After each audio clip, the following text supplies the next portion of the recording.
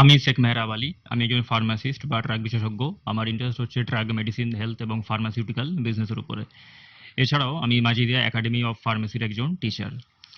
আজকে আমরা পড়ে নেব সোশ্যাল ফার্মেসি নিয়ে। সোশ্যাল ফার্মেসির প্রথম চ্যাপ্টার, যেটি হচ্ছে কিনা ইন্ট্রোডাকশন অফ সোশ্যাল ফার্মেসি, এটিকে নিয়ে। ফার্মেসি কাউন্সিল অফ ইন্ডিয়ার যে সিলেবাস রয়েছে সেটির মধ্যে মোট 5টি কি পয়েন্টস আছে এই চ্যাপ্টারের মধ্যে, সেগুলি আমরা ধীরে ধীরে আলোচনা করে নেব। প্রথম যেটি, সেটি হচ্ছে ডেফিনিশন অফ সোশ্যাল ফার্মেসি। এই যে সোশ্যাল ফার্মেসি যেটাকে বলা হচ্ছে, এটা মেনলি হচ্ছে যে সমাজের উপরে ফার্মেসির যে প্রভাব, এটার সম্পর্কে স্টাডিটাই হচ্ছে সোশ্যাল ফার্মেসির একটা পার্টিকুলার ডেফিনিশন। এছাড়াও এটাকে আমরা বিভিন্নভাবে ডিফাইন করতে পারি। যেমন social pharmacy consist of all the social factors that influences medicine use, such as medicine and health related beliefs, attitudes, rules, relationships and processes. Or social pharmacy may be defined as a discipline dealing with the role of medicines from the social and scientific and humanistic perspectives. The drug and medicine sector is studied from the social, scientific and humanistic perspectives.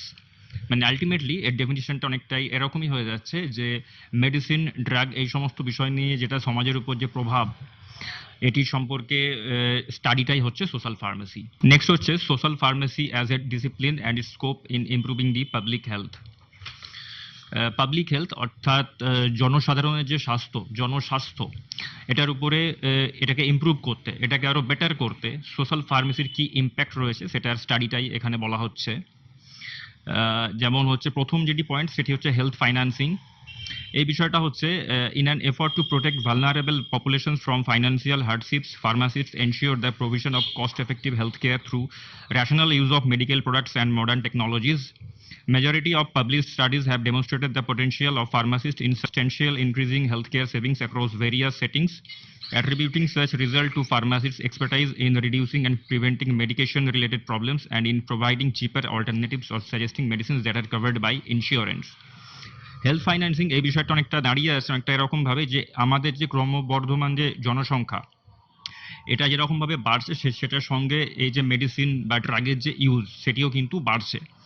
এবারে একজন pharmacist এটাকে ensure করে যে কতটা কম পয়সায় বা কতটা cost effective ওয়েতে এই জনসংখ্যার এই যে ক্রমবর্ধমান যে পপুলেশন রয়েছে এটার উপরে হচ্ছে কতটা কম টাকায় বা কস্ট এফেক্টিভ উপায়ে মেডিসিনকে দেওয়া যেতে পারে বা অপটিমাইজ করে দিয়ে টোটাল জিনিসটাকে একটা পজিশনে আনা যেতে পারে। এটা হচ্ছে হেলথ ফাইন্যান্সিং।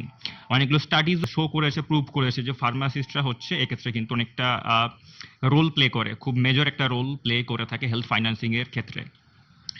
নেক্সট পয়েন্টটা হচ্ছে medical products, vaccines and technologies. With an increasingly wide range of new and analogous medical products, vaccines and technologies, the complexity of pharmacy practice continues to broaden. The roles of pharmacists are not only limited to medical products but also include vaccines and medical devices, especially those that demand special knowledge with regard to uses and risks.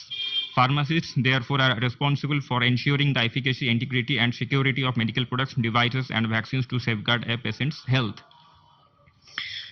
এখানটা বিষয়টা হচ্ছে medical products মানে যে সমস্ত medicines থাকছে, vaccines থাকছে এবং যে সমস্ত টেকনোলজিস থাকছে সেটির সম্পর্কে অ্যাজ এ হেলথ অ্যাডভাইজার হিসাবে ফার্মাসিস্টরা কাজ করে থাকে।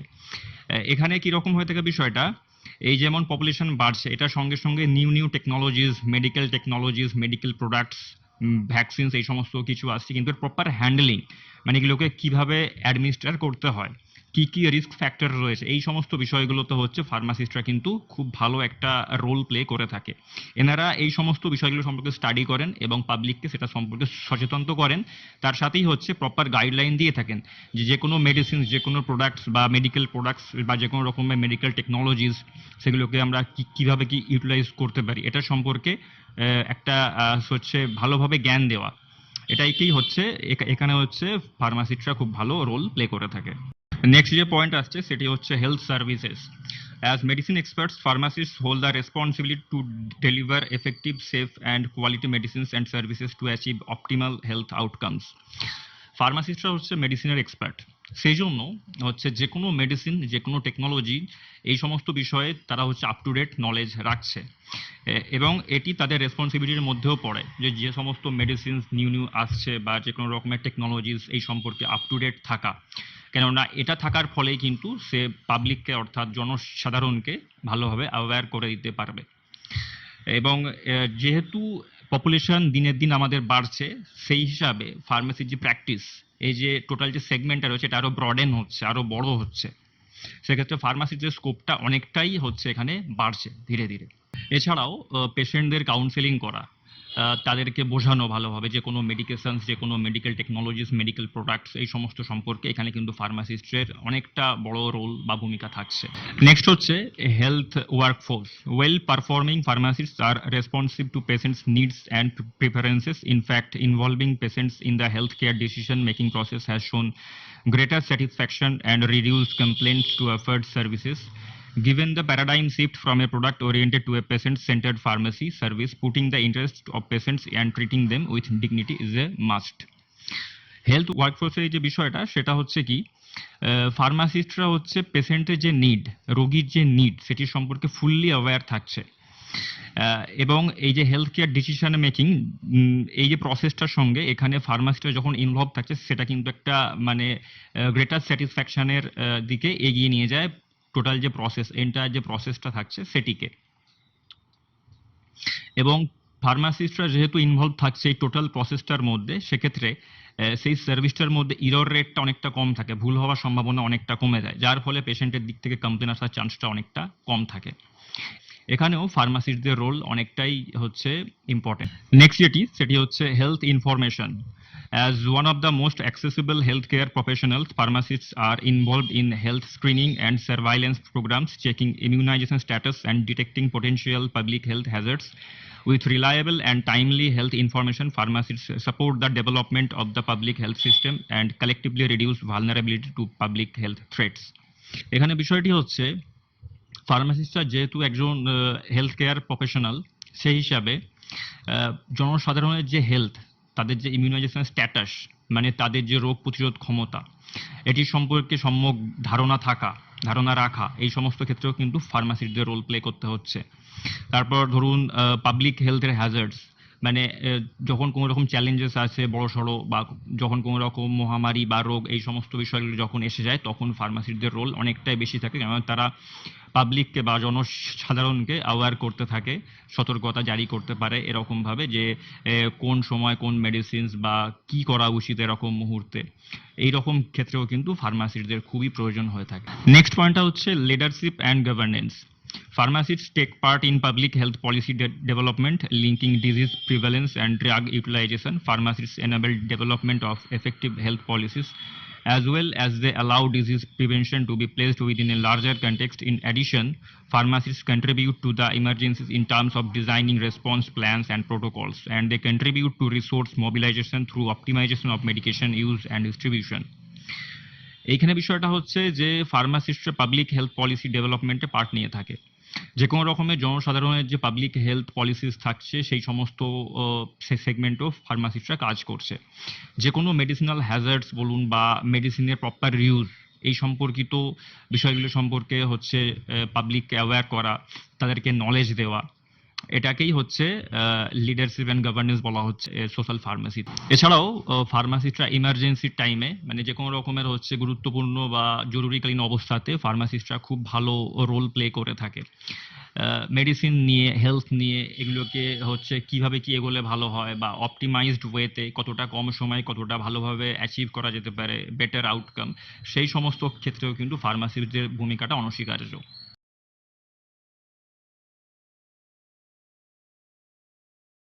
নেক্সট যেটি পয়েন্ট, সেটি হচ্ছে role of pharmacist in public health. মানে জনস্বাস্থ্যের ক্ষেত্রে ফার্মাসিস্টের কি ভূমিকা থাকছে, সেটিকে নিয়ে হচ্ছে role of pharmacist in public health. এক নম্বর হচ্ছে রিভিউ প্রেসক্রিপশনস। এর মানে হচ্ছে প্রেসক্রিপশন পড়তে পারার ক্ষমতা। The students would receive and handle prescriptions in a professional manner and be able to check for their completeness and correctness. যে ফার্মাসিস্টরা হচ্ছে ওই প্রেসক্রিপশনকে হ্যান্ডেল করা in a professional manner and be able to check for their completeness and correctness, যে প্রেসক্রিপশনটা ঠিকঠাক হয়েছে কিনা, পুরোপুরি সম্পূর্ণ আছে কিনা, এই সমস্ত জিনিসগুলো চেক করার ক্ষমতা থাকতে হবে। Also the prescriber should be contacted for any clarification and corrections in the prescriptions with suggestions if any. এছাড়াও যে প্রেসক্রাইবিং ডক্টর থাকছে ওর সাথে কন্ট্যাক্ট করে যদি কোনো রকমের ক্লারিফিকেশন বা কারেকশনসের প্রয়োজন হয়ে থাকে সেই প্রেসক্রিপশনের মধ্যে, সেটি করারও দক্ষতা থাকতে হবে একজন ফার্মাসিস্টের মধ্যে। নম্বর পয়েন্ট হচ্ছে ডিসপেন্স প্রেসক্রিপশন বা non prescription medicines. The student should be able to dispense the various scheduled drugs medicines as per the implications of the Drug and Cosmetics Act and rules thereunder. Also, the non-prescription medicines over the counter drugs should be dispensed judicially to the patients as required. সেই ফার্মাসিস্টকে basically হচ্ছে prescription দেখে medicine করা, medicine দেওয়া, অথবা over the counter drug মানে যে সমস্ত drug বা ওটিসি ড্রাগ যেগুলোতে প্রেসক্রিপশনের প্রয়োজন হয় না সেগুলো দেওয়ারও এরকম একটা দক্ষতা সেই ফার্মাসিস্টদের মধ্যে থাকতে হবে, এবং এই ভূমিকাটাও সেই ফার্মাসিস্টকে পালন করতে হবে ইন পাবলিক হেলথ, জনস্বাস্থ্যের ক্ষেত্রে। 3 নম্বর পয়েন্ট হচ্ছে provide patient counselling and education. এই বিষয়টা হচ্ছে পেশেন্টদের কাউন্সেলিং করা এবং তাদেরকে এডুকেট করা তাদের রোগ সম্পর্কে, তাদের মেডিসিন সম্পর্কে, এছাড়াও তাদেরকে একটা মেন্টালি সাপোর্ট দেওয়া, এটাকে নিয়েই বলা হচ্ছে পেশেন্ট কাউন্সেলিং অথবা education. The student should be able to effectively counsel and educate the patients about the prescription, non-prescription medicines and other health-related issues. Effective communication includes using both oral and written communication skills and various communication techniques. এখানে সেটাই বলা হয়েছে যে সেই ফার্মাসিস্টকে হচ্ছে এফেক্টিভভাবে ওই পেশেন্টের সঙ্গে কথা বলার দক্ষতা থাকতে হবে এবং তাকে তার রোগ সম্পর্কে, তার মেডিসিন সম্পর্কে একটা সম্যক ধারণা দিতে হবে।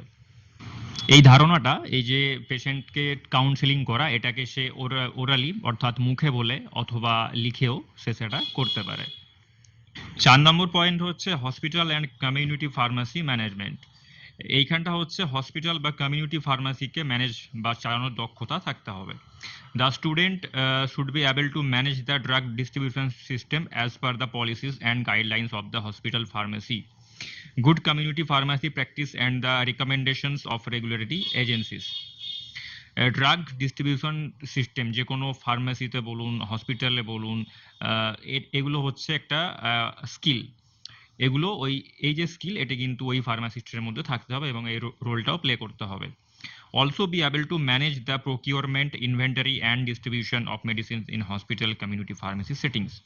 এছাড়াও সেই ড্রাগ রাখার পজিশন, তার স্টোরেজ, এই সম্পর্কিত বিষয়গুলো, ইনভেন্টারি মানে যে স্টক থাকছে, এই সমস্ত বিষয়গুলো ম্যানেজ করার দক্ষতাও থাকতে হবে সেই ফার্মাসিস্টের মধ্যে। 5 নম্বর পয়েন্টটা হচ্ছে এক্সপার্টাইজ অন মেডিসিন, মানে মেডিসিন যে কোনো মেডিসিনের সেটি সম্পর্কে একটা এক্সপার্ট লাইক ধারণা, তার A to Z ফুল জিনিসটা জানা একজন ফার্মাসিস্টের হচ্ছে কর্তব্যের মধ্যে পড়ে এটা। তো যে কোনো মেডিসিন সেটা সম্পর্কে তার কেমিস্ট্রি, তার হচ্ছে হিউম্যান বডিতে তার এফেক্ট, এই সমস্ত বিষয়গুলো কিন্তু অতি অবশ্যই জানতে হবে একজন ফার্মাসিস্টকে। The student should be able to provide an expert opinion on medications to healthcare professionals on safe and effective medication use, relevant policies and procedures based on available evidences. এই মেডিসিন সম্পর্কে যে ধারণাটা, এই বিষয়টা হচ্ছে ওই যে কোনো হেলথ কেয়ার প্রফেশনাল বা ওই পেশার সঙ্গে যুক্ত যে সমস্ত স্বাস্থ্যকর্মীরা আছে ওদেরকে বলার কিন্তু দক্ষতা থাকতে হবে একজন ফার্মাসিস্টের। 6 নম্বর পয়েন্ট হচ্ছে প্রফিসিয়েন্সি অন ফার্মাসিউটিক্যাল ফর্মুলেশনস। এখানে যে কোনো রকমের ফার্মাসিউটিক্যাল ফর্মুলেশন, সেটা ট্যাবলেট হতে পারে, ক্যাপসুল হতে পারে, সিরাপ হতে পারে, অয়েন্টমেন্ট হতে পারে, যে কোনো কিছু ফার্মাসিউটিক্যাল ফর্মুলেশন সেটা সম্পর্কে একটা ডিপ নলেজ বা প্রফিসিয়েন্সি এটা থাকাটা কিন্তু must. The student should be able to describe the chemistry, characteristics, types, merits and demerits of both drugs and excipients used in pharmaceutical formulations based on her or his knowledge and scientific resources. সেই ফার্মাসিস্টকে ওই মেডিসিনের মধ্যে যে সমস্ত drugs থাকছে সেই সমস্ত ড্রাগের ফুল কেমিস্ট্রিটা, তার মেরিটস, ডিমেরিটস, তার ইন্ডিকেশন, কন্ট্রা ইন্ডিকেশন, এই সমস্ত বিষয়গুলো কিন্তু ভালোভাবে জানতে হবে এবং সেটি বলতেও হবে প্রয়োজন পড়লে। 7 নম্বর পয়েন্ট হচ্ছে এন্টারপ্রেনিয়রশিপ অ্যান্ড লিডারশিপ। এই বিষয়টা অনেকটা ব্যবসা বাণিজ্যের সঙ্গে যুক্ত আছে, প্লাস এটি হচ্ছে একটা নেতৃত্ব দেওয়ার ক্ষমতা, এটার সঙ্গে লিঙ্কড হচ্ছে entrepreneurship and leadership. The student should be able to acquire the entrepreneurial skills in the dynamic professional environment. Also be able to achieve leadership skills through teamwork and should decision making skills. একটা এন্টারপ্রেনিউরিয়াল skill মানে কিভাবে কি manage করবে যে কোনো একটা প্রসেসকে, সেটা সেই দক্ষতাটা একজন ফার্মাসিস্টের থাকা উচিত। এছাড়াও টিম ওয়ার্ক করা মানে একসাথে কাজ করার যে দক্ষতা, এটিও কিন্তু থাকতে হবে একজন ফার্মাসিস্টদের মধ্যে। 8 নম্বর পয়েন্ট হচ্ছে deliver primary and preventive health care. প্রাথমিক এবং প্রতিরোধমূলক হেলথ কেয়ার সিস্টেমটাকে ডেলিভার করা, মানে প্রোভাইড করা, এই জিনিসটা কিন্তু থাকতে হবে একজন ফার্মাসিস্টদের মধ্যে যে কোনো পরিস্থিতির সময়। The students should be able to contribute to various healthcare programs of the nation, including disease prevention initiatives to improve public health. Also contribute to the promotion of national health policies. সে স্টুডেন্টকে হচ্ছে যে কোনো রকমের health care programme, জনস্বাস্থ্যের উন্নতির জন্য যে কোনো রকমের স্বাস্থ্যর প্রোগ্রাম বা অনুষ্ঠান বা কোনো রকম অভিযান, এই সমস্ত বিষয়গুলোতে কিন্তু পার্ট হবে নিতে, অ্যাজ ওয়েল অ্যাজ সেখানে কন্ট্রিবিউট করতে হবে নিজের স্কিল দিয়ে, নিজের দক্ষতা দিয়ে, নিজের হার্ডওয়ার্ক দিয়ে, নিজের নলেজ দিয়ে, এগুলো কিন্তু থাকতে হবে। এছাড়াও ন্যাশনাল যে হেলথ পলিসিস আছে সেটাকে ইমপ্রুভমেন্ট করতে তাকে কিন্তু লাগতে হবে। 9 নম্বর পয়েন্ট হচ্ছে professional, ethical and legal practice. The students should be able to deliver professional services in accordance with legal, ethical and professional guidelines with integrity. সেই ফার্মাসিস্টকে হচ্ছে প্রফেশনাল সার্ভিস, একটা বৈতনিক সার্ভিস হবে দিতে হচ্ছে, যেটা কিনা মানে আইনানুগ হতে হবে, মানে আইনের বাইরে গিয়ে যেন কোনো রকম না কাজ হয়ে থাকে, এবং প্রফেশনাল গাইডলাইন সমেত হচ্ছে একটা সার্ভিসকে প্রোভাইড করতে হবে। 10 নম্বর পয়েন্ট হচ্ছে কন্টিনিউইং প্রফেশনাল ডেভেলপমেন্ট, মানে বৈতনিক উপায়ে যে ডেভেলপমেন্টটা হচ্ছে, যে প্রোগ্রেসটা হচ্ছে, সেটিকে কিন্তু কন্টিনিউ রাখতে হবে। The student should be able to recognise the gaps in the knowledge and skills in the effective delivery of professional services from time to time. এখানে বিষয়টা হচ্ছে তাকে নিজেকে বুঝতে হবে যে তার নলেজের মধ্যে কোথায় খামতি রয়েছে, সে সেটাকে বুঝে সেই গ্যাপটাকে পূরণ করার চেষ্টা করবে, পড়াশোনার মাধ্যমে হোক, রিসার্চের মাধ্যমে হোক। এটি কিন্তু সেই ফার্মাসিস্টদের দক্ষতার একটি part. And be self-motivated to bridge such gaps by attending continuing professional development programs. এবং নিজে থেকে এটা সেলফ মোটিভেট হয়ে এগোতে হবে, এইরকম প্রোগ্রাম দেখে হোক, প্রোগ্রামে অ্যাটেন্ড করে হোক, তার নিজের যে গ্যাপটা রয়েছে সেটিকে বুঝে সেটিকে ফিল আপ করার জন্য নিজে থেকে এগোতে হবে।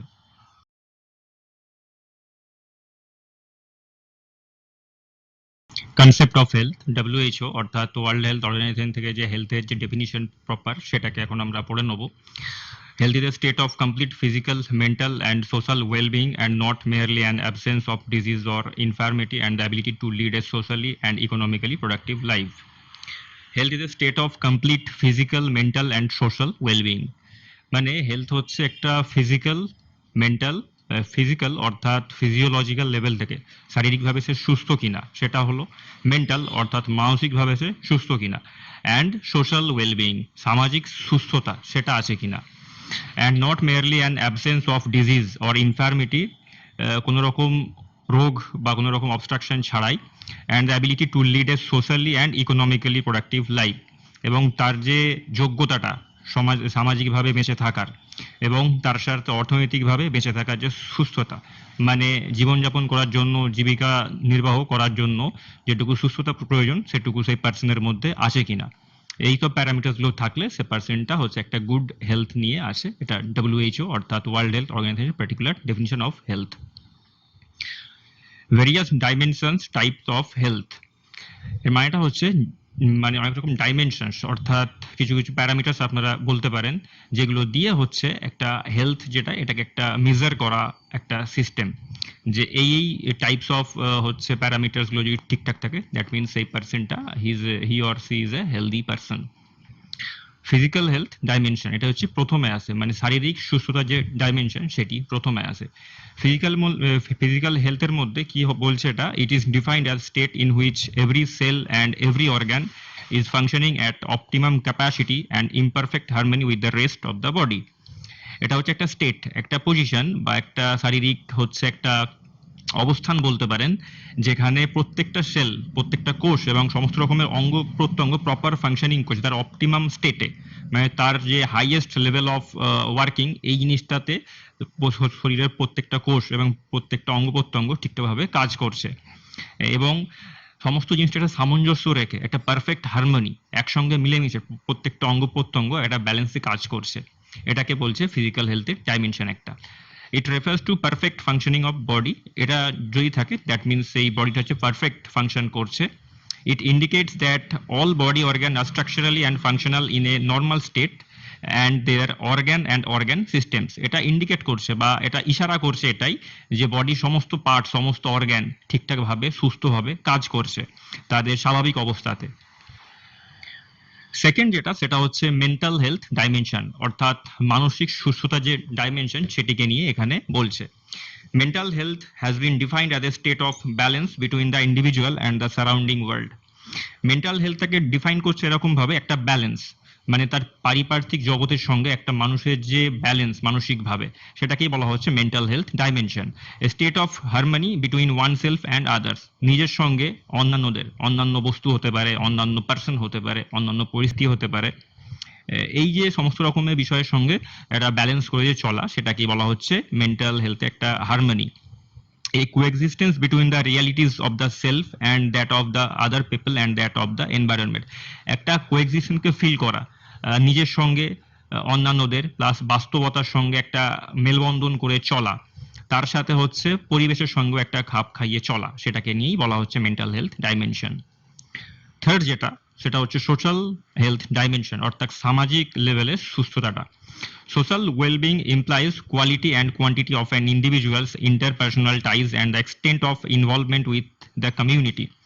সোশ্যাল ওয়েলবিং এটাকে রিপ্রেজেন্ট করছে যে কোয়ালিটি অ্যান্ড কোয়ান্টিটি, তাদের যে সামাজিক জীবনযাপনের যে একটা মান রয়েছে, সে একজন ইন্ডিভিজুয়াল, কোনো একটা ব্যক্তি বিশেষের তার নিজের সঙ্গে অ্যাজ ওয়েল অ্যাজ তার হচ্ছে সমস্ত রকম পারিপার্শ্বিক সমাজের সঙ্গে, সমাজের সমস্ত রকম মানুষের সঙ্গে তার সঙ্গে কীরকম কি টাই আপ, কীরকম কি ব্যবহার, সেটাকে নিয়ে বলা হচ্ছে social health dimension. The social health consider the entire member of society and his health status in relation to social condition of the social group and which he life. Social হেলথটাকে consider করছে এরকমভাবে যে সমাজে সে একটা গুরুত্বপূর্ণ member, গুরুত্বপূর্ণ একটা part, এবং তার হচ্ছে সমাজের যে অন্যান্য যে সমস্ত অ্যাঙ্গেলস থাকে, যে সমস্ত হচ্ছে ডাইমেনশনস থাকে, তাদের সঙ্গে একটা মেলবন্ধন করে নিয়ে একটা যে মিলেমিশে থাকা, এটাকে বলা হচ্ছে সোশ্যাল হেলথ ডাইমেনশন। ফোর্থ হচ্ছে স্পিরিচুয়াল হেলথ। স্পিরিচুয়াল হেলথ মানে হচ্ছে আধ্যাত্মিক একটা স্বাস্থ্য। Spiritual health in this context refer to that part of the individual which reaches out and strives for meaning and purpose in life.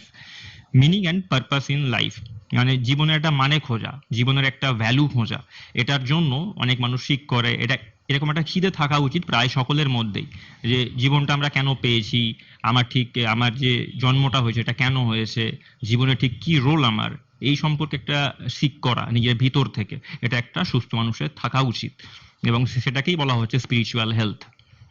Fifth হচ্ছে emotional, অর্থাৎ আমরা প্রায় সকলেই জানি যে ইমোশন মানে হচ্ছে আবেগ, আবেগের যে স্বাস্থ্য সেটাকেই বলা হচ্ছে ইমোশনাল হেলথ ডাইমেনশন। এটাকে এরকম ভাবে ডিফাইন করছে, initially mental and emotional dimensions were seen on the same thing, but as more research becomes available a definite difference is emerging. Mental health can be seen as knowing, cognition, while emotional health refers to feeling. এখানে বিষয়টা হচ্ছে যে emotional হেলথের কোনো রকম particular definition এখনো অব্দি আবিষ্কার হয়নি বা এরকম ডেসক্রিপশন আসেনি। মেন্টাল হেলথ যেখানে বলা হচ্ছে নোয়িং বা জানতে পারা, সেখানেই ইমোশনাল হেলথটা বলা হচ্ছে ফিলিং, অর্থাৎ অনুভব করা আবেগ দিয়ে, এটাকে বলা হচ্ছে ইমোশনাল হেলথ। মানে কোনো কিছু সে আবেগজনিত কোনো বিষয়কে সে আবেগ দিয়ে সেন্স করতে পারছে কিনা, that is known as emotional health. Other dimension মানে অন্যান্য যে সমস্ত ডাইমেনশন রয়েছে সেগুলো হচ্ছে ফিলোসফিক্যাল, অর্থাৎ দার্শনিক, কালচারাল এবং সামাজিকতার সঙ্গে সোশিও ইকোনমিক, সমাজের যে অর্থনীতি ব্যবস্থা সেটার সাথে, এনভায়রনমেন্টাল পরিবেশের সঙ্গে, এডুকেশনাল শিক্ষাগত, নিউট্রিশনাল পুষ্টিগত, কিউরেটিভ অ্যান্ড প্রিভেন্টিং। কিউরেটিভ মানে হচ্ছে নিরাময়মূলক এবং প্রিভেন্টিভ মানে হচ্ছে প্রতিরোধমূলক। নেক্সট হচ্ছে ডিটারমিনেন্টস অফ হেলথ, অর্থাৎ হেলথের যে সমস্ত নির্ধারকগুলো রয়েছে সেটাকে একটা ফ্লো চার্টের মাধ্যমে এখানে বোঝানো হয়েছে। আমি সেই ফ্লো চার্টটি এই ভিডিওর মধ্যেই দিয়ে দেবো, আপনারা সেখান থেকে দেখে নিয়ে একটা লিঙ্ককে বুঝে নিতে পারবেন যে কত রকমের হেলথ এই যে ইন্টারলিঙ্কড হয়ে আছে পুরো বিষয়টা, সেটাকে নিয়ে আপনারা বুঝে যাবেন ভালোভাবে।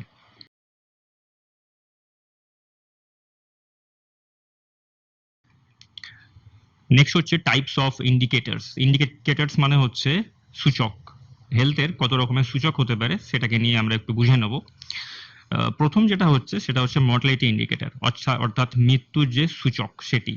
সেকেন্ড হচ্ছে মরবিডিটি ইন্ডিকেটর, এটা হচ্ছে আপনার শরীরের অসুস্থতার যে একটা রেট ইন্ডিকেটর সেটাকে বলা হচ্ছে। ডিসএবিলিটি রেট, শারীরিক অক্ষমতার যে রেট সেটা। নিউট্রিশনাল স্ট্যাটাস ইন্ডিকেটর, এটা হচ্ছে পুষ্টিগত যে একটা পরিমাপ সেটার হচ্ছে একটা ইন্ডিকেটর। নেক্সট হচ্ছে হেলথ কেয়ার ডেলিভারি ইন্ডিকেটর, মানে কতটুকু সার্ভিস হেলথ নিয়ে সে পার্সেন্টটা হচ্ছে পাচ্ছে বা কতটুকু ডেলিভারি করা হচ্ছে। একটা স্বাস্থ্য ব্যবস্থা মানে কতজন কি মানুষ পাচ্ছে, কতটুকু সে পরিষেবা নিতে পারছে, সেটাই হচ্ছে health care indicator. Utilisation rates indicator, অর্থাৎ সমস্ত রকমের যে সমস্ত রিসোর্সেস থাকছে সেটা কতটুকু কি ইউটিলাইজ হচ্ছে, এটাকে বলা হচ্ছে ইউটিলাইজেশন রেটস ইন্ডিকেটর। তারপর হচ্ছে social and mental health indicator, সামাজিক এবং মেন্টাল অর্থাৎ মানসিক হেলথের যে ইন্ডিকেটর সেটা। তারপর হচ্ছে এনভায়রনমেন্টাল অর্থাৎ পরিবেশগত ইন্ডিকেটর। তারপর হচ্ছে সোশিও ইকোনমিক মানে সামাজিক এবং অর্থনৈতিক যে ইন্ডিকেটর সেটাকে বলা হচ্ছে। হেলথ পলিসি, হেলথ পলিসি মানে হচ্ছে স্বাস্থ্য ব্যবস্থার যে সমস্ত রকমের পলিসি আছে সেটাকে নিয়ে বোঝানো হচ্ছে। ইন্ডিকেটরস অফ কোয়ালিটি লাইফ, এবং একটা সুস্থ জীবন মানে একটা কোয়ালিটি যে লাইফ সেটাকেই বলা হচ্ছে indicators of quality of life.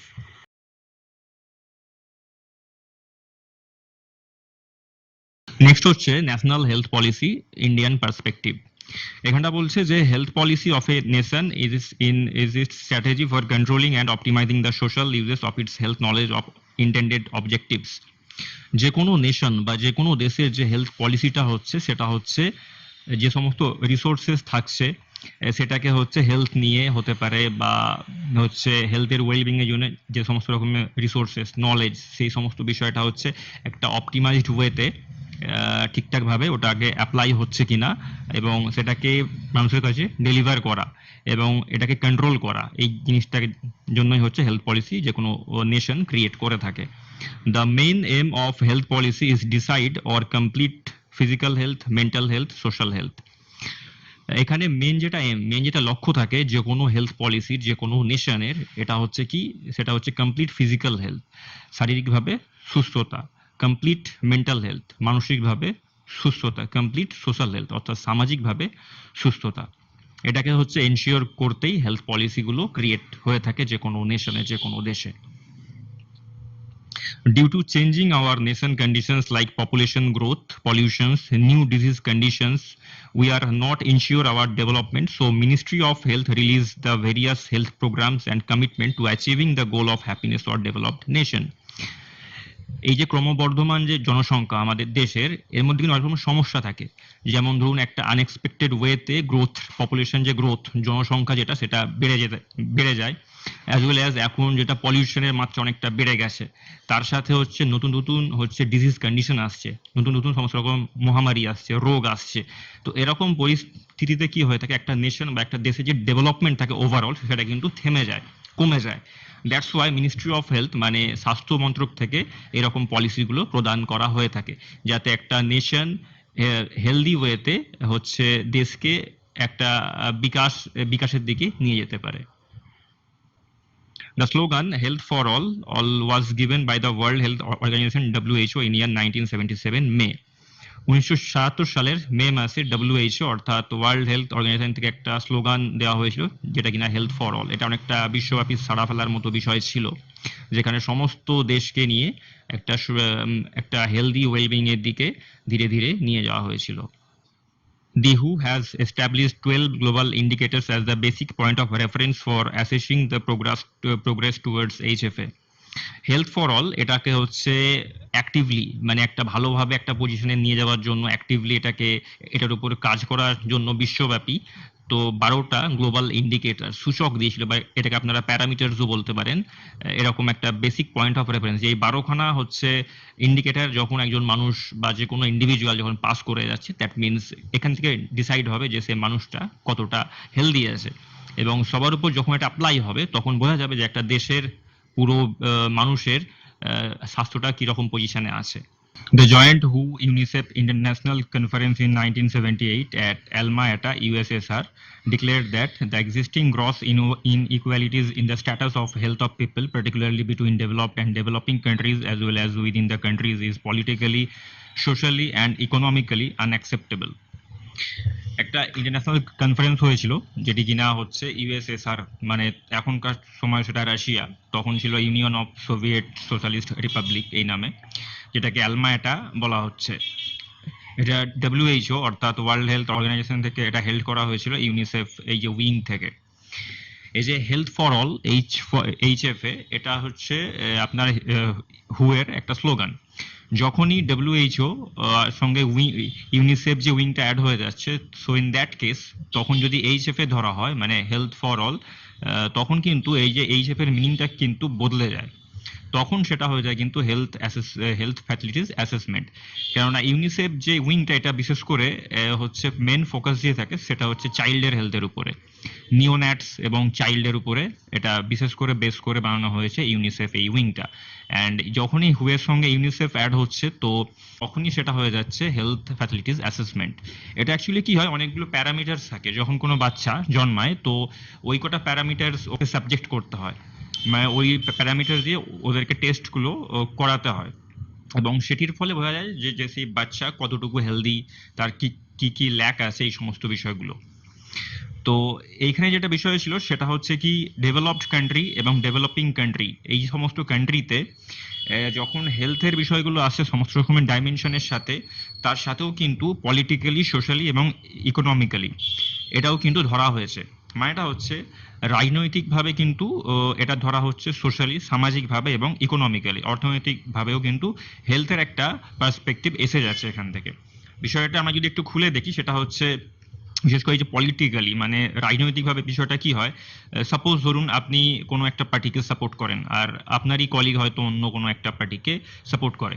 ভোটের পর দেখা গেল যে আপনার পার্টিটা হেরে গেল, আর আপনার কলিগ যে পার্টিটাকে সাপোর্ট করে সেটা হয়তো জিতে গেল। এবারে কি হয়, এর ফলে কি হবে, আপনি যদি অবসেসড হয়ে থাকেন আপনার পার্টিকে নিয়ে, সো ইন দ্যাট কেস আপনি হয়তো মেন্টালি কিছুটা ডিপ্রেসড হলেও হতে পারেন।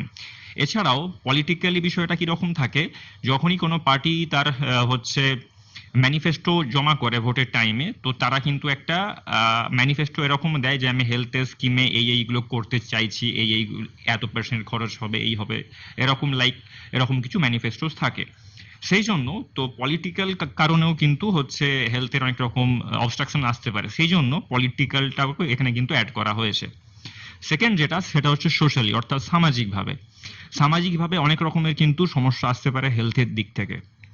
ধরা যাক কোনো একটা বাচ্চা, সে প্রচন্ড পড়াশোনা করলো এবং তার আশা হচ্ছে সে হয়তো একটা ক্লাস হয়তো ফার্স্ট আসবে বা সেকেন্ড আসবে, লাইক এরকম কিছু একটা ভালো রেজাল্টের একটা আশানুরূপ সে একটা প্ল্যান করেছে। কিন্তু এক্সামের পর দেখা গেল সেই যে রেজাল্টটা এলো সেটা হয়তো সেই বাচ্চাটা আশানুরূপ হলো না। সো ইন দ্যাট কেস তখন কি হয়, যে সমাজের অন্যান্য যেসব প্রতিবেশী থাকে, তার বাবা মা থাকে, অ্যালং উইথ তার নিজেদের লোকেরাও, তো সেখানেও কিন্তু কি হয়, তাকে একটা প্রেশারের মধ্যে রাখা হয়, তাকে ক্রিটিসাইজ করা হয়। এরকম ক্ষেত্রেও কিন্তু সে একটা মেন্টাল ইলনেসের দিকে এগিয়ে যেতে পারে। আর নেক্সট হচ্ছে অর্থনৈতিকভাবে, মানে ইকোনমিক্যালি, যেটা এখনকার সময় বিশেষ দেখা যায়, সেটা হচ্ছে টাকার অভাবে কিন্তু চিকিৎসা ভালোভাবে হয় না।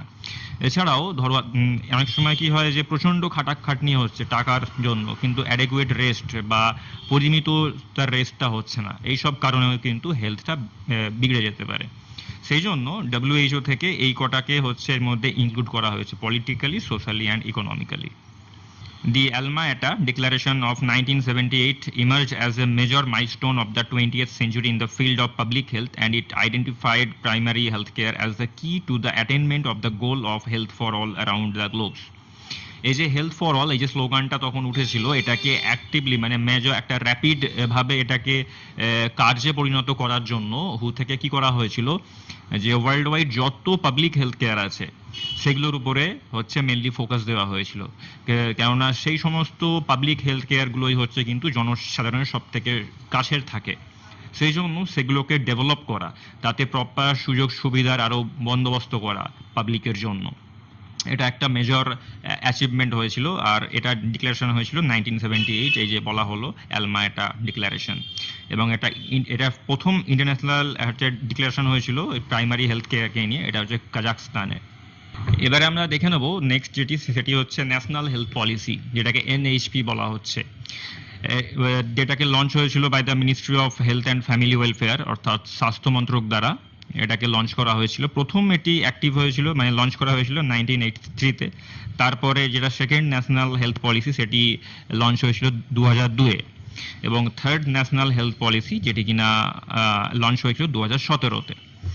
এবার আমরা পড়ে নেবো, সেটা হচ্ছে ন্যাশনাল হেলথ পলিসি 2017, যেটা সব থেকে আপডেটেড, সেটির সম্পর্কে এর মধ্যে কি কি এনলিস্টেড রয়েছে সেগুলো আমরা একে একে আলোচনা করে নেব। প্রথম যেটি সেটি হচ্ছে the NHP 2017 was launched by the ministry of health and family welfare on March 15, 2017। এটা হচ্ছে এনএইচপি যেটা ন্যাশনাল হেলথ পলিসি, এটা লঞ্চ হয়েছিল 15 মার্চ 2017 সালে। In this policy, the focus of the government will shift from care of the sick to welfare of the sick. This is the third NHP government of India. এই যে policy, এটার প্রথম লক্ষ্য ছিল সেটা হচ্ছে অসুস্থদের যত্ন নেওয়া থেকে শুরু করে এটাকে তাদেরকে আরো সুস্থ জীবনের দিকে নিয়ে যাওয়া, এটা হচ্ছে মেন লক্ষ্য ছিল এই আপনার এনএইচপির। The main goal of the NHP 2017 as follows: to bring down the mortality rate of children under 5 years 29 to 23 per thousand live birth. Mortality rate of children এর মানে হচ্ছে শিশু মৃত্যু under 5 years।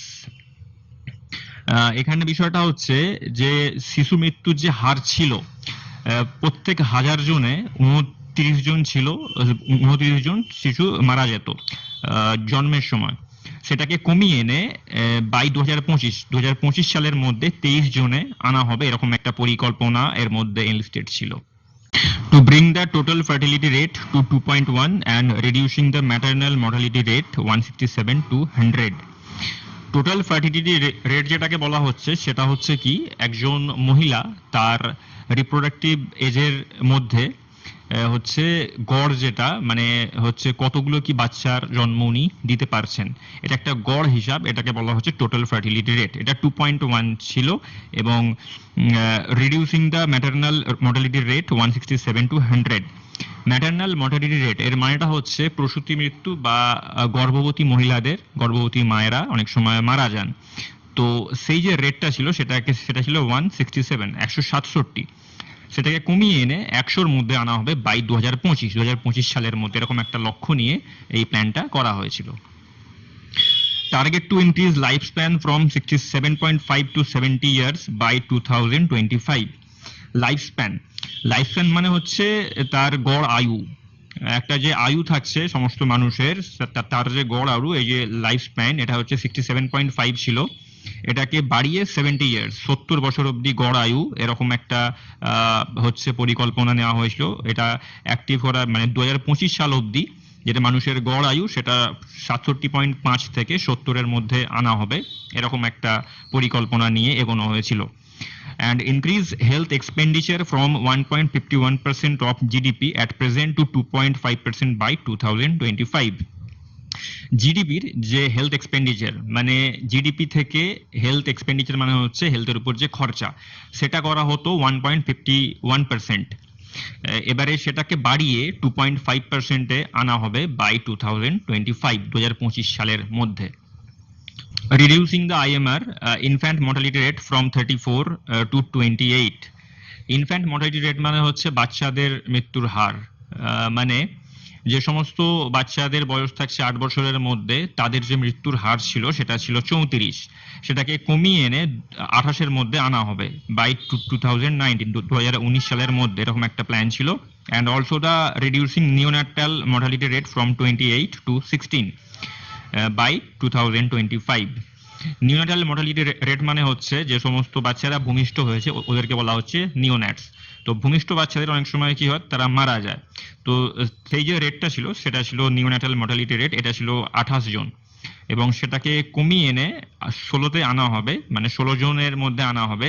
এটা ছিল একটা প্ল্যান যে 2025 সালের মধ্যে 28 থেকে 16 জন শিশু মৃত্যুর হারটাকে কমিয়ে আনা হবে পার 1000, মানে প্রত্যেক 1000 জনের মধ্যে। Aim to reduce 25% premature mortality from disease such as heart disease, chronic respiratory diseases. Premature mortality এর মানে হচ্ছে অকাল মৃত্যুর যে রেট সেটাকে বলা হচ্ছে প্রিম্যাচিওর মর্টালিটি। এটা হচ্ছে 25% হচ্ছে 25% কমিয়ে আনা হবে অকাল মৃত্যুটা from disease such as heart disease, chronic respiratory diseases. মানে হৃদরোগে আক্রান্ত হয়ে অথবা ফুসফুসের কোনো রকম ইনফেকশন হোক বা কোনো রকম রোগ হোক, তাতে যে সমস্ত অকাল মৃত্যুগুলো ঘটতো সেটাকে কমিয়ে এনে 25% আনা হবে, নামিয়ে আনা হবে, এরকম একটা পরিকল্পনা ছিল।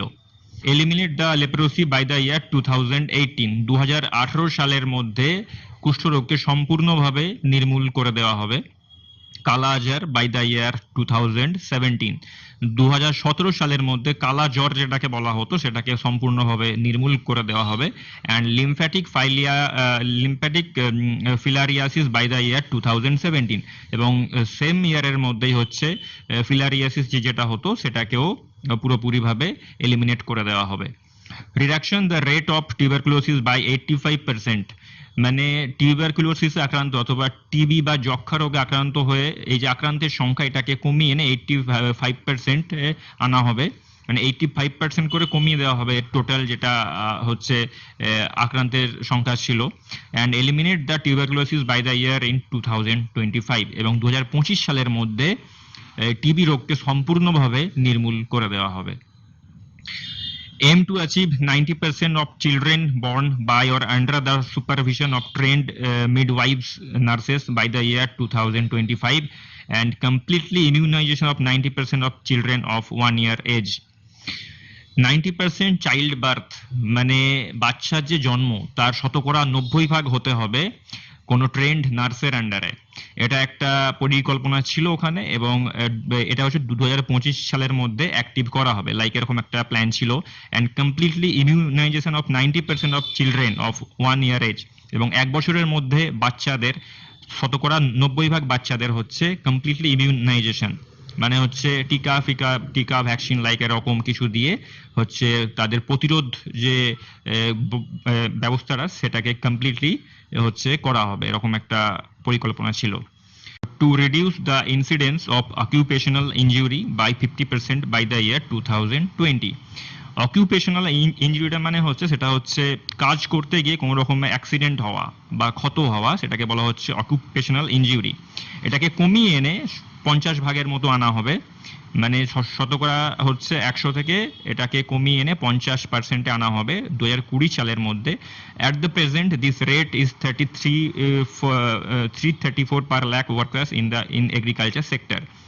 কৃষিকাজের সেক্টরে এখন যেটা রেট সেটা হচ্ছে আপনার 334 জন প্রত্যেক লাখে। By the year 2020, states will have to 8% of their budget on health service. 2020 সালের মধ্যে সমস্ত যেসব স্টেটস বা রাজ্য আছে তাদেরকে 8% বাজেট হেলথ সার্ভিসে অ্যালট করতে হবে। To reduce the current prevalence of tobacco use by 15% by 2020 and by 30% by 2025. টোব্যাকোর যে ইউজ, তামাকের যে প্রচলন ছিল সেটাকে হচ্ছে টোটাল যে হচ্ছে কনজামশন ছিল সেটা হচ্ছে 15%, মানে 100-এর মধ্যে 15% কমানো ছিল 2020-তে, এবং এটাকে আরো 30% কনজামশন, মানে এটাকে আরো কমিয়ে দিতে হবে, কমিয়ে এটাকে টোটাল যে কনজামশন ছিল টোব্যাকো কনজামশন সেটাকে 2025 সালের মধ্যে আরো 30% হচ্ছে কমিয়ে দেবে।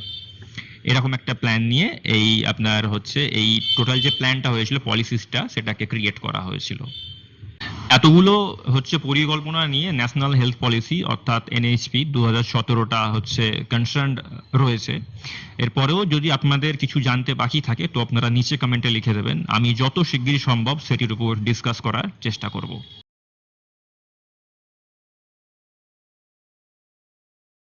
আমাদের যেটি নেক্সট পয়েন্ট সেটি হচ্ছে প্রাইভেট হেলথ কেয়ার সিস্টেম এবং public health care system.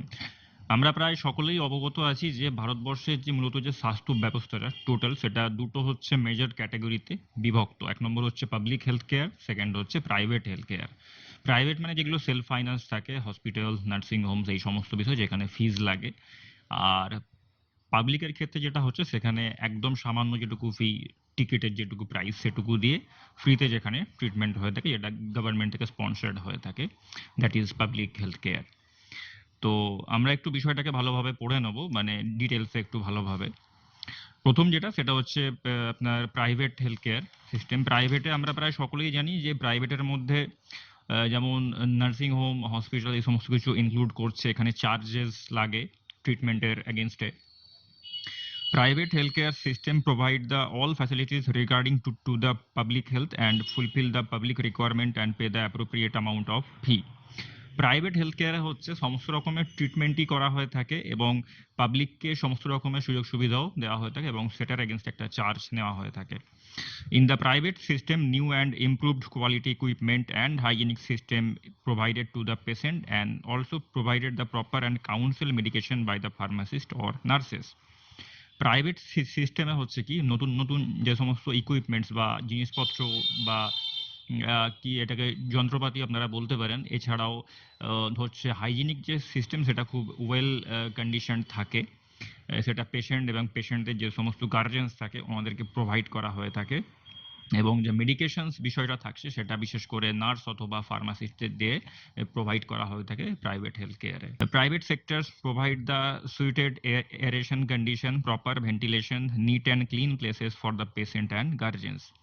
Private সেক্টরে বিশেষ করে যেটা চোখে পড়ার মতো বিষয় সেটা হচ্ছে ওখানে এয়ার কন্ডিশন থাকে সমস্ত রকমের রুমসগুলো এবং কমফোর্টেবল হয়ে থাকে, অ্যাজ ওয়েল অ্যাজ এগুলো well ventilated.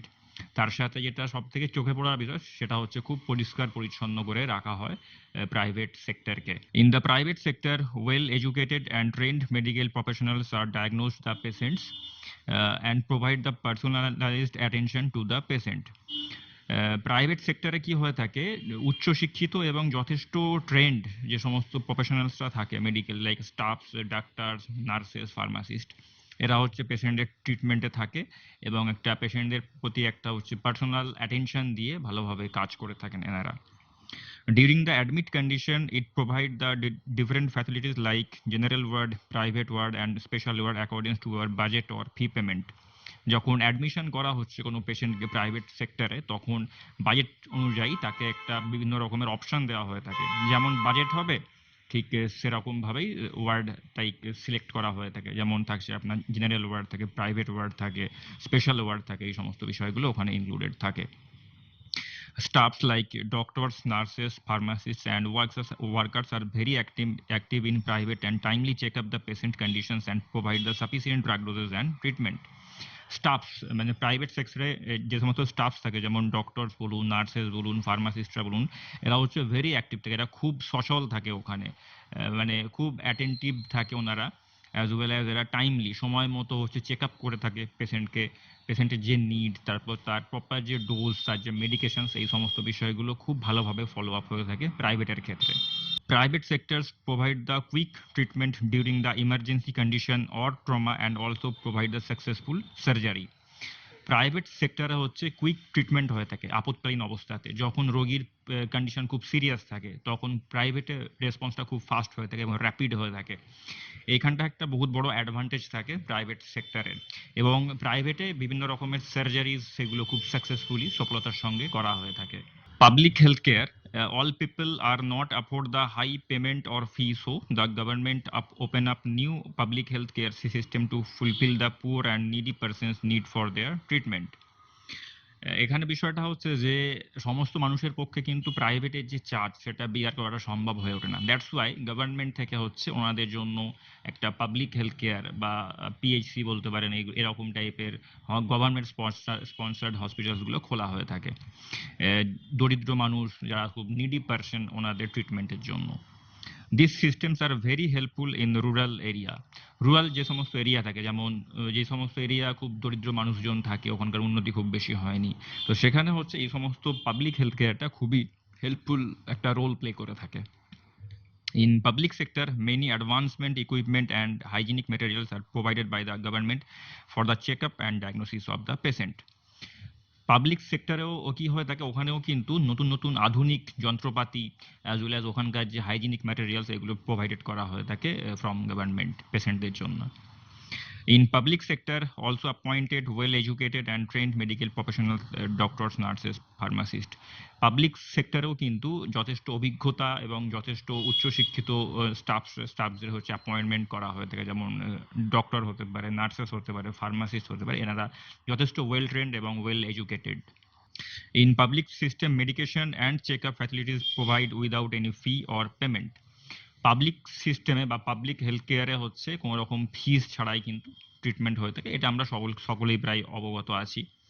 OPD and IPD systems are always open timely to timely and emergency ward are always open for curing of patients. OPD মানে হচ্ছে আউট পেশেন্ট ডিপার্টমেন্ট, IPD মানে হচ্ছে in patient department. এটা একটা হসপিটালের একটা বিভাগ এগুলো। তো গভর্নমেন্ট যে সমস্ত হসপিটালস থাকে সেখানে ওপিডি এবং আইপিডি অলওয়েজ হচ্ছে সময়ের সঙ্গে সঙ্গে একটা মানে একটা সময় মাফিক একটা হচ্ছে ট্রিটমেন্ট দিয়ে থাকে, সার্ভিস দিয়ে থাকে। এবং বিশেষ করে ইমার্জেন্সি যেটা ওয়ার্ড সেটা তো অলওয়েজ ওপেন থাকছেই পেশেন্টদের ট্রিটমেন্টের জন্য। Government also provided the regular vaccination and separate the different department according to patients' needs like cardiology, ophthalmology, oncology, tuberculosis, gynecology department. Government যে সমস্ত হেলথ কেয়ার থাকছে সেখানে হচ্ছে ভ্যাকসিনেশনটা রেগুলার করা হয়ে থাকে, অ্যাজ ওয়েল অ্যাজ সেটা ফ্রি অফ চার্জে হয়ে থাকে। আর এটা সেকেন্ড মোস্ট ইম্পর্টেন্ট, সেটা হচ্ছে ওখানকার যে ডিপার্টমেন্ট থাকে ওটা কিন্তু বিভাগ অনুযায়ী আলাদা করা থাকে। যেমন গাইনিকোলজি একটা ডিপার্টমেন্ট হয়ে গেল, অঙ্কোলজি একটা ডিপার্টমেন্ট হয়ে গেল, অফথালমোলজি একটা ডিপার্টমেন্ট হয়ে গেল, এরকমভাবে হচ্ছে আলাদা আলাদাভাবে সেপারেটেড করা থাকে ওখানকার ডিপার্টমেন্টসগুলো।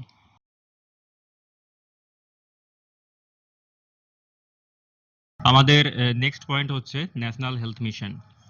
National Health Mission was launched by the Government of India in 2013, subsuming the National Rural Health Mission and National Urban Health Mission. National যে হেলথ মিশন 2013-তে লঞ্চ হয়েছিল গভর্নমেন্ট অফ ইন্ডিয়া থেকে অথবা ভারত সরকার থেকে। এটা সাবজিউম করছে, মানে যেটা হচ্ছে কি ন্যাশনাল রুরাল হেলথ মিশন, যেটা কিনা দরিদ্র এরিয়ার জন্য বা অনুন্নত এরিয়ার জন্য, as well as national urban health mission, মানে শহরাঞ্চলের জন্য যে ন্যাশনাল হেলথ মিশন ছিল সেই দুটোকে মার্জ করে হচ্ছে ন্যাশনাল হেলথ মিশন। টোটালটা একটা পার্টিকুলার সেগমেন্টে আনা হয়েছিল, that is called national health mission. It was further extended in March 2018 to continue till March 2020। এটা তারপরেও এক্সটেন্ড করা হয়েছিল মার্চ 2018 থেকে মার্চ 2020 অবধি। Due to the poor knowledge and sources, some people are not able to take the government facilities. এটা হচ্ছে mainly national health মিশনের যে সমস্ত ফ্যাসিলিটিস ছিল বিভিন্ন রকমের রুরাল এরিয়াতে পাবলিকরা এই সম্পর্কে জানতো না, তারা অ্যাওয়ার ছিল না, ওদের কাছে পৌঁছাতো না এই যে খবরটা যে কি কি সুবিধা ন্যাশনাল হেলথ মিশনের মধ্যে ইনক্লুড করছে। সেটার জন্য কি হয়েছিল, for releasing this problem government introduce the new programs, NHM one of them, two fulfil the requirement and improve the health of the needy person. তো এটার জন্য গভর্নমেন্ট অফ ইন্ডিয়া থেকে হচ্ছে নতুন যে প্রোগ্রাম সেটা হচ্ছে ন্যাশনাল হেলথ মিশন, এটাকে লঞ্চ করা হয়েছিল। এটা মেন যেটা উদ্দেশ্য ছিল সেটা হচ্ছে নিডি পারসন, যারা দরিদ্র, যাদের কাছে চিকিৎসা করার মতো টাকা পয়সা থাকে না, ওদেরকে একটা স্বাস্থ্য ব্যবস্থা একটা ভালোভাবে দেওয়ার জন্য বা একটা স্বাস্থ্য সম্পর্কিত যে সমস্ত ফ্যাসিলিটিস থাকে সেটাকে ওদের কাছে পৌঁছানোর জন্য এটাকে আরো মডিফাই করে NHM অর্থাৎ ন্যাশনাল হেলথ মিশন এই জিনিসটাকে লঞ্চ করা হয়েছিল। NHM components include the maternal health, মানে NHM এর যে ন্যাশনাল হেলথ মিশনের মধ্যে যে সমস্ত জিনিসগুলো ইনক্লুড করছে, মানে কি কি ফ্যাসিলিটিস বা কি কি আপনার হচ্ছে পয়েন্টস বলতে পারেন বা কি কি কি ফ্যাক্টরস থাকছে যেগুলো ইনক্লুডেড আছে, সেগুলো হচ্ছে ম্যাটার্নাল হেলথ অর্থাৎ মায়েদের যে স্বাস্থ্য সেটা, নিওনাটাল চাইল্ড হেলথ অর্থাৎ ভূমিষ্ঠ বাচ্চাদের বা একদমই সদ্যজাত শিশুদের যে স্বাস্থ্য সেটা ইনক্লুড করছে, রিপ্রোডাক্টিভ হেলথ মানে হচ্ছে বাচ্চা জন্ম দেয় মানে প্রসবকালীন যে বয়স সেই সমস্ত মহিলাদের হচ্ছে হেলথ স্বাস্থ্য ব্যবস্থাটা, অ্যাডোলসেন্স হেলথ মানে যে সমস্ত টিনেজার অর্থাৎ কিশোরীরা ইয়াং হচ্ছে মানে একটা প্রাপ্তবয়স্ক হচ্ছে বয়স, সেই বয়সের মাত্রার দিকে আস্তে আস্তে এগিয়ে যাচ্ছে, তো তাদের যে group that is called adolescence, and against any disease like tuberculosis, cardio etcetera, এবং বিভিন্ন রকমের রোগ যেমন টিবি হতে পারে, সেটা কোনো রকম হৃদরোগ জাতীয় সমস্যা হতে পারে, এই সমস্ত হচ্ছে হেলথের এগেনস্টে বা এই সমস্ত কমপ্লিকেশনসের এগেনস্টে সার্ভিসটা দেওয়া হয়েছিল। NHM facilities are reached to the people by advertisement, posters, radio, social media and by newspapers etc. NHM অর্থাৎ ন্যাশনাল হেলথ মিশনটা পাবলিকের কাছে কেমনভাবে পৌঁছেছিল সেটা হচ্ছে অ্যাডভার্টাইজিং এর থ্রুতে, পোস্টারের থ্রুতে, রেডিওর মাধ্যমে, social media like Facebook, Instagram এই সমস্ত মাধ্যমে, অ্যান্ড বাই নিউজ পেপার্স এবং খবরের কাগজের মাধ্যমে। এম অফ NHM মানে ন্যাশনাল হেলথ মিশনে যে লক্ষ্যগুলো ছিল সেগুলো আমরা একে একে দেখে নেব। Improve the health conditions of the people, জনসাধারণের যে স্বাস্থ্য সেটাকে আরো উন্নত করা।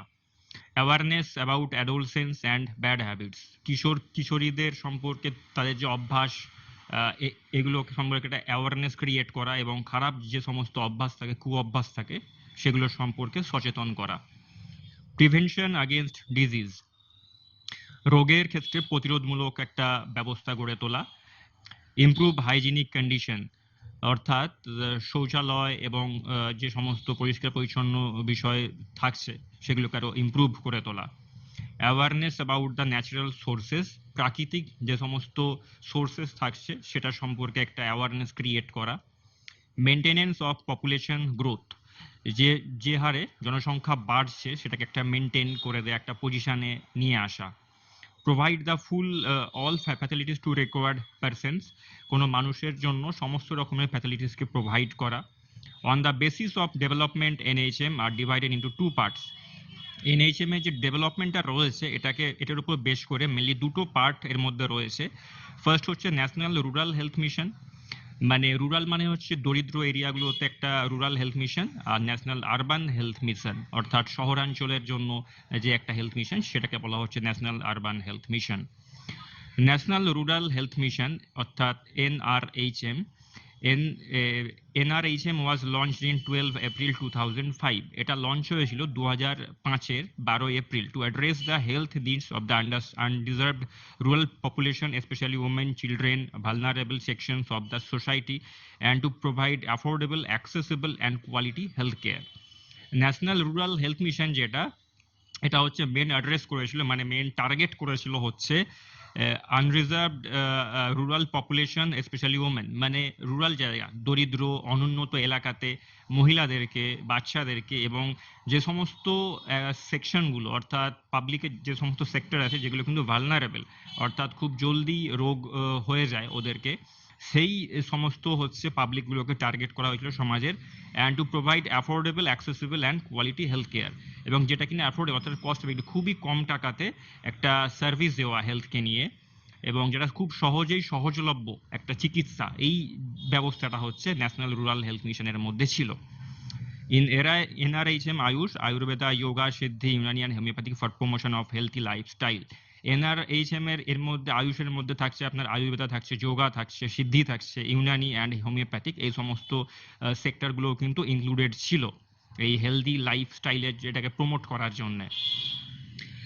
ন্যাশনাল আরবান হেলথ মিশন অর্থাৎ NUHM, মানে শহরাঞ্চল বা নগরাঞ্চলের জন্য যে স্বাস্থ্য ব্যবস্থা ছিল সেটাকে বলা হচ্ছে ন্যাশনাল আরবান হেলথ মিশন।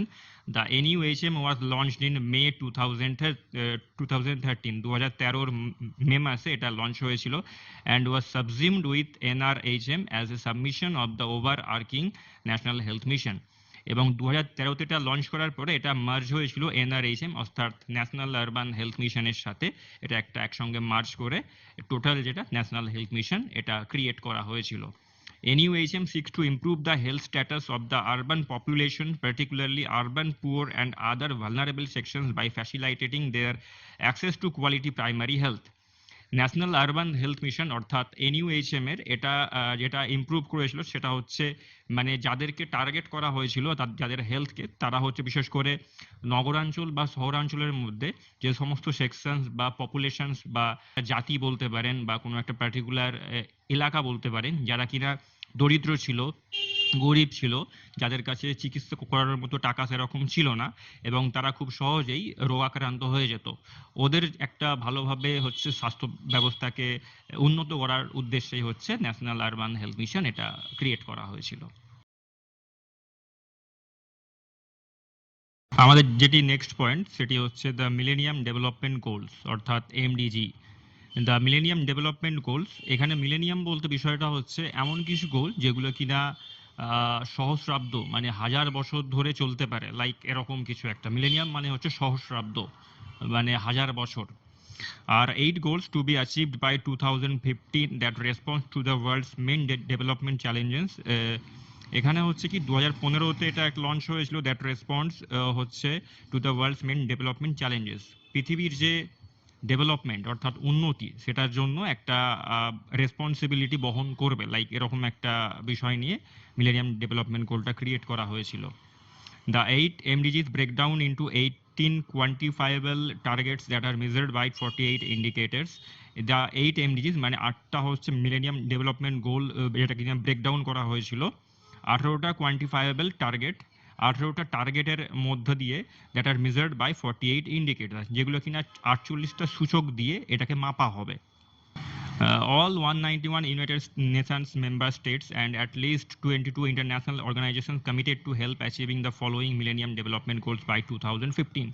191 জন মেম্বার ছিল ইউনাইটেড নেশনসের, এবং এর সাথে 22টা হচ্ছে অর্গানাইজেশন ছিল ইন্টারন্যাশনাল, যেগুলো কিনা আন্তর্জাতিক, কমিটেড টু হেল্প। তারা এটা হেল্প করার জন্য একটা কথা দিয়েছিল যে মিলেনিয়াম ডেভেলপমেন্ট গোল 2015-র মধ্যে এগুলোকে অ্যাচিভ হয়ে যাবে। সেই কটা গোল আমি এক্ষুনি বলে দিচ্ছি আপনাদের। প্রথম যেটা হচ্ছে সেটা হচ্ছে to eradicate extreme poverty and hunger, মানে এক্সট্রিম পভার্টি অতি দারিদ্রতা এবং অতি ক্ষুধার্ত, এই যে ক্ষুধার যে বিষয়টা থাকছে, ক্ষুধার্ত থাকা, এটাকে হচ্ছে পুরোপুরিভাবে মিটিয়ে দেওয়া। To achieve universal primary education, মানে বিশ্বব্যাপী হচ্ছে প্রাথমিক যে শিক্ষা সেটাকে সবাইকে এডুকেট করা। টু প্রমোট জেন্ডার ইকুয়ালিটি, মানে লিঙ্গ যে সমতা, পুরুষ নারী যে ভেদাভেদটা থাকছে বা উঁচু নিচু ভেদ, এটাকে হচ্ছে কমিয়ে দেওয়া, সমান করে দেওয়া। অ্যান্ড এম্পাওয়ার ওমেন, এবং নারীদের যে এম্পাওয়ার করার বিষয়টা থাকছে সেটাকে এখানে বলা হয়েছে। টু রিডিউস চাইল্ড মর্টালিটি, অর্থাৎ শিশু মৃত্যুর যে হার সেটাকে কমিয়ে দেওয়া। টু ইমপ্রুভ ম্যাটার্নাল হেলথ, অর্থাৎ মায়ের যে স্বাস্থ্য সেটাকে আরও উন্নত করা, আরও ইমপ্রুভ করা। টু কমব্যাট এইচআইভি এইডস, এটা হচ্ছে মানে এইচআইভির ক্ষেত্রে তাদের প্রিভেনশনটাকে গড়ে তোলা। ম্যালেরিয়া এবং অন্যান্য যে সমস্ত ডিজিজ থাকছে, রোগ থাকছে, সেগুলোর সম্পর্কে। টু এনশিওর এনভায়রনমেন্টাল সাস্টেনেবিলিটি, মানে পরিবেশগত যে একটা সাস্টেনেবিলিটি, মানে এমন কিছু পরিবেশের মধ্যে কন্ডিশন যেগুলো কিনা বছরের পর বছর ধরে চলতে পারবে কোনো রকম ব্যালেন্সকে না বিগড়ে। To develop a global partnership for development, বিশ্বব্যাপী একটা বন্ধন বা বন্ধুত্বপূর্ণ সম্পর্ক গড়ে তোলা উন্নতির দিকে।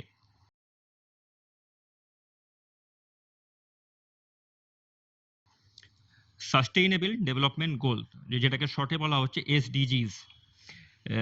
The Sustainable Development Goals, also known as Global Goals, were adopted by the United Nations in 2015 as a universal call to action to end poverty, protect the planet, and ensure that by 2030 all people enjoy peace and prosperity.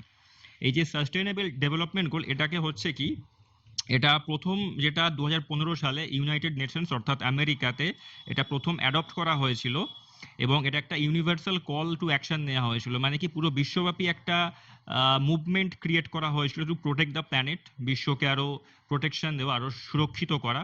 And ensure that by 2030 all people enjoy peace and prosperity, এবং 2030 সালের মধ্যে যাতে সমস্ত মানুষ হচ্ছে enjoy করতে পারে, মানে খুব ভালো থাকতে পারে, শান্তির সঙ্গে থাকতে পারে। The 17 SDGs are integrated, 17টা হচ্ছে সাস্টেনেবল ডেভেলপমেন্ট গোল ইন্টিগ্রেট করা হয়েছে। They recognize that action in one area will affect outcomes in others, যেখানে এটা রিকগনাইজ করছে সেটা হচ্ছে কোনো পার্টিকুলার এরিয়ার অ্যাকশনটা অন্যান্য কিন্তু সমস্ত জায়গাকে প্রভাবিত করতে পারে তার অ্যাজ এ আউটকাম হিসাবে। And that development must balance social, economic and environmental sustainability, মানে ডেভেলপমেন্ট অর্থাৎ উন্নতিটা এরকম হতে হবে যেটা কিনা সমাজের মধ্যে সাস্টেন করা যাবে, ব্যালেন্স করা যাবে, অর্থনৈতিকভাবেও সেটা ব্যালেন্স করা যাবে, সামাজিক ভাবেও সেটা ব্যালেন্স করা যাবে, এবং অ্যাজ ওয়েল অ্যাজ পরিবেশগত দিক থেকেও কিন্তু এটা ব্যালেন্স করা যাবে। এখানে বিষয়টা হচ্ছে সাস্টেনেবল বলতে, যেমন ধরুন যদি প্লাস্টিকের ব্যবহার আমরা বলি, প্লাস্টিক আবিষ্কার হওয়ার পর থেকে আমাদের জীবনযাত্রার মানটা অনেক উন্নত হয়েছে, অনেক ইজ হয়েছে, বাট কিন্তু পরিবেশগত দিক থেকে আমরা যদি এটাকে দেখি তো এটা কিন্তু পরিবেশের একদমই একটা খারাপ ইম্প্যাক্ট ক্রিয়েট করছে আস্তে আস্তে। তো এটা কিন্তু সাস্টেনেবল ডেভেলপমেন্ট নয়। সো এমন কিছু ডেভেলপমেন্ট যেগুলো কিনা সাস্টেইন করা যাবে বছরের পর বছর ধরে, কোনো রকম ব্যালেন্সকে খারাপ না করে। এখানে 17টা যে সাস্টেনেবল ডেভেলপমেন্ট গোল সেগুলো আমি একে একে আলোচনা করে নিচ্ছি। প্রথম যেটা সেটা হচ্ছে নো পভার্টি, কোনো রকম দারিদ্রতা থাকবে না, জিরো হাঙ্গার, মানে ক্ষুধার্ত অবস্থায় কেউ থাকবে না। থার্ড হচ্ছে গুড হেলথ অ্যান্ড ওয়েলবিইং, ভালো স্বাস্থ্য এবং সামাজিক যে সুস্থতা সেটাকে বলা হচ্ছে। কোয়ালিটি এডুকেশন, মানে উন্নত মানের শিক্ষা ব্যবস্থা। জেন্ডার ইকুয়ালিটি, মানে লিঙ্গর যে সমতা সেটা, অর্থাৎ নারী পুরুষের যে ভেদাভেদ, কাজের ক্ষেত্রে সমান অধিকার, এই সমস্ত বিষয়গুলোকে হচ্ছে নিয়ে gender equality. Clean water and sanitisation, পরিষ্কার পানীয় জল এবং শৌচালয়ের যে ব্যবস্থা সেটা। অ্যাফোর্ডেবল অ্যান্ড ক্লিন এনার্জি অর্থাৎ শক্তির যে হচ্ছে যে অ্যাফোর্ডেবল সেটা সাস্টেন করা যাবে, এবং পরিষ্কার যে এনার্জি সেটা। Decent work and economic growth, কাজের কোয়ালিটি অনেকটা ভালো হবে, as well as economic growth, তার সঙ্গে অর্থনৈতিক ব্যবস্থারও উন্নতি। ইন্ডাস্ট্রি ইনোভেশন অ্যান্ড ইনফ্রাস্ট্রাকচার, শিল্প আবিষ্কার এবং টোটাল যে ইনফ্রাস্ট্রাকচার সেটা। রিডিউসিং ইনইকুয়ালিটি, মানে উঁচু নিচু ভেদাভেদ এটাকে কমিয়ে দেওয়া। সাস্টেনেবল সিটিজ অ্যান্ড কমিউনিটিস, সিটিজ এবং কমিউনিটি বলতে এখানে হচ্ছে শহর এবং সমাজ যে ব্যবস্থা সেটাকে সাস্টেনেবল করে তোলা, যেগুলো কিনা টানা সম্ভব হয়, এই সমস্ত কিছু চেঞ্জেস আনা। রেসপন্সিবল কনজামশন অ্যান্ড প্রোডাকশন, যেরকমভাবে দায়িত্ব সহকারে নেওয়া হবে ঠিক তেমনটাই দায়িত্ব সহকারে ক্রিয়েটও করা হবে, মানে যেমন নেওয়া হবে ঠিক সেরকম দেওয়াও হবে, লাইক এরকম। ক্লাইমেট অ্যাকশন অর্থাৎ জলবায়ুর উপরে কিছুটা কাজ করা। লাইফ বিলো ওয়াটার, মানে মারিন যে লাইফ থাকছে সেটা, অর্থাৎ যে সমস্ত জীবন হচ্ছে আপনার জলের নিচে থাকে তাদেরকে নিয়েও এখানে একটা গোল ক্রিয়েট করা হয়েছে। লাইফ অন ল্যান্ড, মাটির উপরে জীবনটাকেও নিয়েও এখানে বলা হয়েছে। Piece justice and strong institutions, শান্তি, তারপরে বিচার এবং একটা শক্তিশালী ইনস্টিটিউশন হচ্ছে গড়ে তোলা। পার্টনারশিপ ফর দ্য গোলস, এবং এই গোলগুলোকে অ্যাচিভ করার জন্য পার্টনারশিপ ক্রিয়েট করা।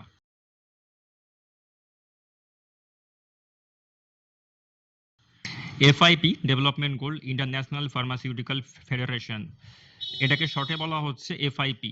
এফআইপি যে ডেভেলপমেন্ট গোল থাকছে সেগুলোকে আমরা একটু আলোচনা করে নেব।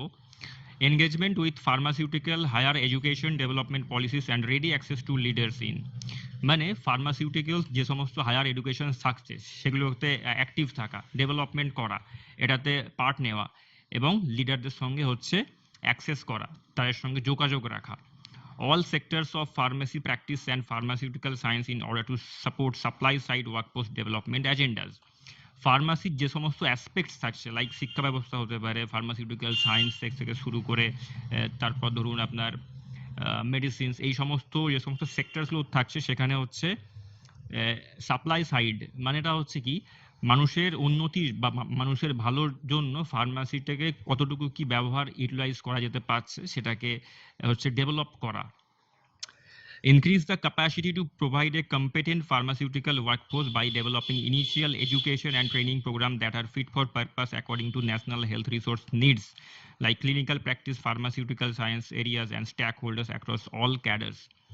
মানে হচ্ছে ফার্মাসির যে সমস্ত সেগমেন্টগুলো থাকছে, প্রত্যেকটা যে আলাদা আলাদা সেগমেন্ট থাকছে তাদের যে লিডার্স থাকছে ওদের সঙ্গে হচ্ছে একটা টাই আপ ক্রিয়েট করা, একসঙ্গে কাজ করে আরও ডেভেলপমেন্ট করা ফার্মাসি সেগমেন্টটাকে, যাতে মানুষের হচ্ছে ভালোর একটা কিছু করা যেতে পারে, লাইক এরকম একটা জিনিসকে এখানে বলা হয়েছে। The foundation's objectives are to promote the education of and research by pharmacists and pharmaceutical scientists within the general fields of design, manufacture, distribution and use of medicines for humans or animals. এই ফাউন্ডেশনের যেটা main objective ছিল সেটা হচ্ছে কি education, মানে শিক্ষা, ফার্মাসির যে এডুকেশন সেটাকে হচ্ছে র্যাপিডলি ছড়ানো। রিসার্চ করা, মানে ফার্মাসিস্টরা যে সমস্ত রিসার্চ করছেন সেটা এর মধ্যে পড়ছে, এবং ফার্মাসিউটিক্যাল সায়েন্টিস্ট যারা বৈজ্ঞানিক ওদের কাজটাকেও সাপোর্ট করে দেওয়া। ডিজাইন করা, ম্যানুফ্যাকচার করা বা তৈরি করা, ডিস্ট্রিবিউশন মানে ওটাকে আরও বিতরণ করা, অ্যান্ড ইউজ অফ মেডিসিন হচ্ছে হিউম্যান অর্থাৎ মানুষজন এবং অ্যানিম্যালস অর্থাৎ ভেটেরিনারি যে সমস্ত বিষয় থাকছে ওদের যে ওষুধপত্রগুলো থাকছে সেগুলোর সম্পর্কে হচ্ছে মেডিসিনটা কি মানে আরও কীভাবে ডেভেলপ করা যায় এই সমস্ত বিষয়গুলোকে নিয়ে এই গোলটা কনসার্ন রয়েছে। The FIP Foundation for Education and Research was set up in 1993 with a program of grants and awards. FIP Foundation হচ্ছে এডুকেশন অ্যান্ড রিসার্চ, এটাকে সেট আপ করা হয়েছিল 1993 সালে। এখানে হচ্ছে অনেক রকম পুরস্কার এই সমস্ত দিয়ে এটাকে হচ্ছে set up করা হয়েছিল। In addition to the awards in recognition of excellence, the FIP Foundation also makes available FIP development grants to young pharmacists in training or research. এখানে হয়েছিল কি এই যে প্রোগ্রামটা হয়েছিল এখানে এক্সিলেন্সের জন্য ইয়াং ফার্মাসিস্টদের হচ্ছে তাদেরকে ট্রেনিং দেওয়া হয়েছিল এবং অ্যাজ ওয়েল অ্যাজ ওদেরকে পুরস্কৃত করাও হয়েছিল FIP international travel scholarships and FIP fellowships. FIP travel scholarship এবং ফেলোশিপ এগুলোকে হচ্ছে ইয়াং ফার্মাসিস্টদের জন্য অ্যাভেলেবেল করে দেওয়া হয়েছিল। In 1997, it introduced the Young Poster Presenters Awards, which are given to a number of people who have submitted abstracts for the FIP Congress.